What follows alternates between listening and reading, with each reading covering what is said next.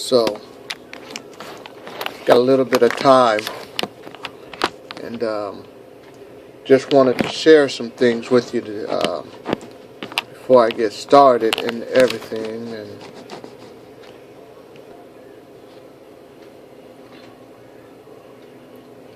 so I got a little bit of time, and just want to share something. I thought about typing this out, but it was just too much to type out, and that I wanted to share out there, and just the crazy mind of Devante Awic, crazy mind.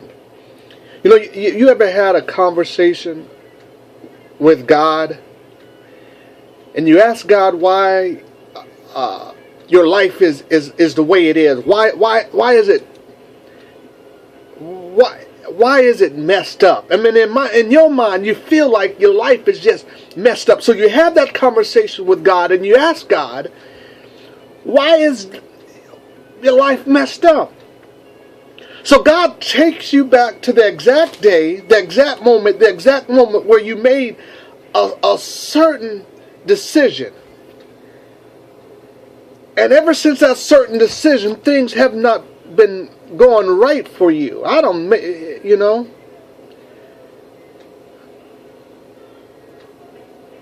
to me, there was a time back my senior year, sitting in Gaithersburg, Maryland. He took me back to there.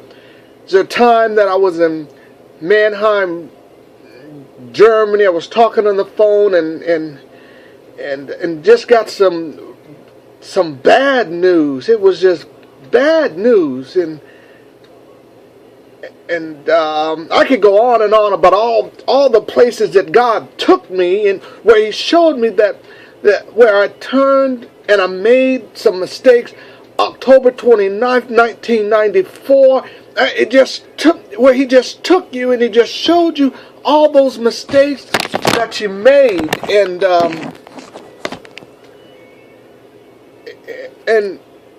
and then while He's taking you there, He says, but I kept you. I kept you.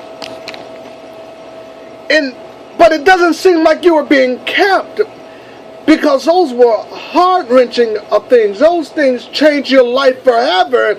I mean, if you just would have did something other than what you did, it would have been better. And it wasn't even your fault. But God just whispers that He kept you.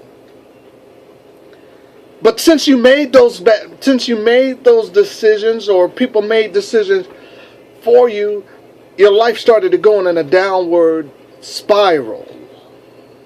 Yeah, it's me. I'm saying, yeah, I felt my life went in a downward spiral, just out of control. I had no control over it. And you wound up getting into some stuff, doing dirt, messing around with the wrong people that you shouldn't have been messing around with, and all of a sudden, 15, 20 years later, I'm dating myself, I didn't know I was that old, but anyway, 15, 20 years later, after God kept you, you started messing up, and you see the people that you did your stuff with, and you see the people that you did your dirt with, and God took all those people, all those things out of your life, and it devastated you. I mean, it just broke you down to even more, till you were just sitting in your bedroom, big old crocodile tears, and like hands holding your face up, you on the ground, balled up in a ball stomach in knots. You didn't know if you were going to survive.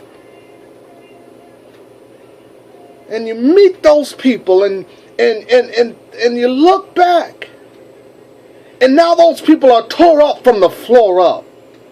Now those people are buried in the ground. Now those people are dead. Now those people are locked up. Now those people are homeless. They're living on the ground. Now those were the same people that you were rolling with. Those was your road dogs. Those were your homies. Those were your ride and die chicks. But they tore up from the floor up, hooked up on drugs, in rehab. But all along while that was happening, God said, I kept you in 1994. I kept you in 1989. And I'm still keeping you in 2000. I'm still keeping you in 2010. I'm still keeping you in 2014. Let me show you how far that I kept you. Let me show you how much I've been keeping you. Let me show you how much you've been in my security blanket. You've been in my bosom. Even though you turned your back on me. Even though you said I was nothing but dirt. Woo! God does not treat us as our sins deserve. But every now and then, He's got to show you, even though it's 10, 15, 20, 30, 40 years down the line, that if He hasn't been keeping you, and if He hasn't kept you, and He hasn't had you on His mind, if He didn't keep you in remembrance, that He loves you every day and night, this is where you would have been. You would have been buried along with so-and-so. You would have been locked up in solitary confinement. You would have been hooked on dope. You would have been on heroin. You would be in rehab right now. You would be attending Alcoholics Anonymous. But see, I kept you when you turned your back on me. I kept you when you said there was no God. I kept you. Yeah, that's just my little confession that, I look back over my life and I can see that God He's been keeping me.